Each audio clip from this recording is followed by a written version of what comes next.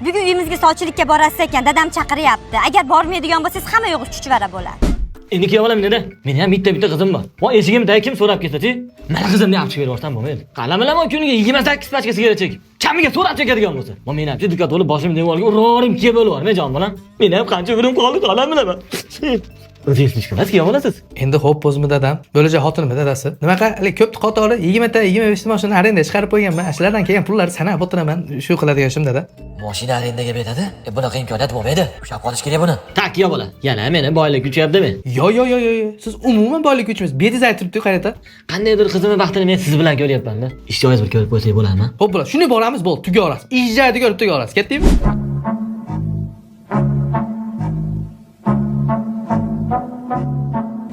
Aytgan mashinalarım mashi. Yana qaynada 4 ta inamarka zakaz qilib qo'yganman.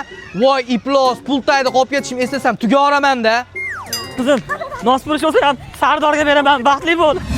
Bular ham qochib ketdi-yu. O'ta ko'p pul topishim bular ko'tara olmayapti. Eplolmayapti men shunaqa.